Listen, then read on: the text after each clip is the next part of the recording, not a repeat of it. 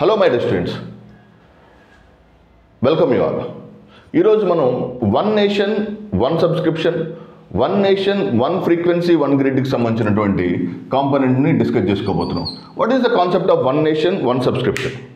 So దేశవ్యాప్తంగా ఉన్నటువంటి విశ్వవిద్యాలయాల్లో విద్యను అభ్యసించే స్టూడెంట్స్, దేశవ్యాప్తంగా ఉన్నటువంటి అనేక మంది శాస్త్రవేత్తలు, విద్యా సంస్థల్లో పనిచేసేటువంటి వాళ్ళు కావచ్చు, రీసెర్చ్ ల్యాబొరేటరీస్లో పనిచేసేటువంటి వీళ్ళకి ప్రధానమైనటువంటి knowledge sharing component is nothing but the journals. ఈ రీసెర్చ్ జర్నల్స్ కోసం కేంద్ర ప్రభుత్వం 2024 జనవరి 1వ తేదీన వన్ నేషన్ వన్ సబ్స్క్రిప్షన్ పాలసీని లాంచ్ చేస్తున్నాను. One nation one subscription. What is the concept of one nation one subscription? Okay, one nation one subscription lo you can see the main important concept with reference to the one nation one subscription lo దేశవ్యాప్తంగా ఉన్నటువంటి universities అన్నిటిలోకి అంతర్జాతీయంగా ఉన్నటువంటి 13,000కు పైగా research జర్నల్స్ని విద్యార్థులకు, శాస్త్రవేత్తలకు ఏకతాటి మీద అందించడం కోసం 2025, 2026 మరియు 2027 విద్యా సంవత్సరాలకు గాను 6,000 కోట్ల రూపాయలు కేటాయించింది. 6,000 crores has been allocated for one nation one subscriptionకి సంబంధించి. సో దీన్ని విద్యార్థులు, ఉపాధ్యాయులు మరియు పరిశోధకులు, సో ఈ కన్వర్జెంట్ అప్రోచ్, విద్యార్థులు, ఉపాధ్యాయులు మరియు పరిశోధకులు, స్టూడెంట్స్, రీసెర్చ్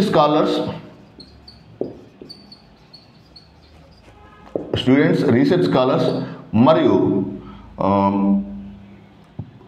టీచింగ్ కమ్యూనిటీ, వీళ్ళ ముగ్గురికి అవసరమైనటువంటి రీసెర్చ్ జర్నల్స్కి సంబంధించినటువంటి కాంటెంట్ ఇవ్వడం కోసం one nation one subscription launch చేయడం జరిగింది. ఈ వన్ నేషన్ వన్ సబ్స్క్రిప్షన్ను యూజీసీ కింద పనిచేసేటువంటి ఇన్ఫ్లిబిట్ నెట్ అనే సంస్థ ఆపరేట్ చేస్తుంది.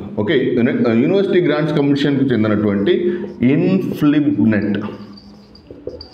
ఇన్ఫ్లిబ్నెట్ అనేటువంటి సంస్థ పనిచేస్తుంది. What is the concept of INFLIBNET? Information and library network. Information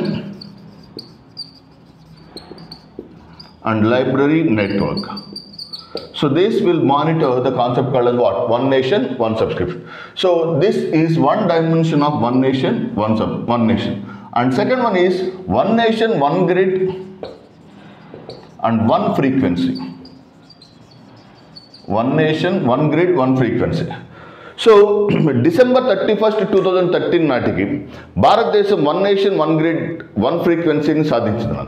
power grid corporation of India limited is organization that monitors the concept called as one nation one grid one frequency.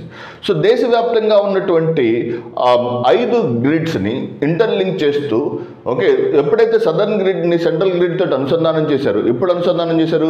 December 31, 2013 అనుసంధానం చేయడంతో దేశవ్యాప్తంగా ఉన్నటువంటి one nation one grid one ఫ్రీక్వెన్సీని భారతదేశం సాధించడం జరిగింది.